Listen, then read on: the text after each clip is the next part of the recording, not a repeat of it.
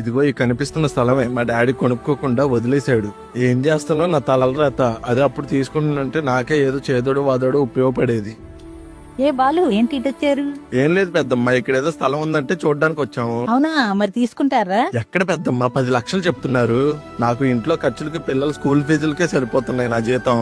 ఇంకా 10 లక్షలు ఎక్కడి నుంచి ఆయన అప్పు తీసుకొచ్చి కట్టాలి పెద్దమ్మ. ఇప్పుడు నువ్వు ఎలాగో బాధ్యతల గురించి మాట్లాడుతున్నావు, మీ నాన్నకు కూడా అప్పుడు అవే బాధ్యతలు ఉన్నాయి కాబట్టి తీసుకొని ఉన్నాడు. ఇప్పుడు మీ నాన్న తీసుకోలేదని నువ్వు ఎలా అంటున్నావు? రేపు నీ పిల్లలు కూడా నువ్వు తీసుకోలేదని నిన్ను అలాగే అంటారు.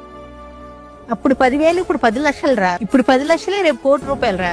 అప్పట్లో లోన్లు అప్పులు ఇచ్చేవాళ్ళు ఎవరు లేరురా. ఇప్పట్లో అలాంటి చాలా మార్గాలు వచ్చారా. అప్పు చేసినా తీసుకో, మంచి పనికే కదరా. ఇప్పుడు తీసుకుంటే రేపు నీ పిల్లలకు ఉపయోగపడుతుంది. మనం కస్టమర్ మోటివేట్ చేయాలి అన్నప్పుడు కస్టమర్ కి మనం చెప్పాల్సిన మన ప్రోడక్ట్ గురించి చెప్పాలి. తర్వాత అతను ఎడ్యుకేట్ చేయాలి. యాక్చువల్ గా చాలా మంది ఏం చేస్తారంటే ప్లాట్ అమ్మితే మనకి అదొక నెంబర్ మాత్రమే. కస్టమర్స్ కి అదొక జీవితం, అదొక లైఫ్, అదొక సెంటిమెంట్. కొంతమంది మా దగ్గరకు వస్తారు, ప్లాట్ విషయంలో కొందామని వచ్చిన తర్వాత మా ప్రైస్ వాళ్ళ ప్రైస్ కొద్దిగా తగ్గితే వాళ్ళు ఎమోషనల్ అంటే ఏడ్ చేస్తారు. అదే ఈ ప్లాట్ కొనలేకపోతున్నామే, ఎందుకంటే ఒక ఎమోషన్. ఆ ఎమోషన్ లాంటి కస్టమర్స్ ని మనము మన కాన్ఫిడెన్స్ గా వాళ్ళకి ఎడ్యుకేట్ చేసి ఏ విధంగా వాళ్ళు బెటర్ గా ఉండాలనే ప్రయత్నం ఖచ్చితంగా చేస్తాం.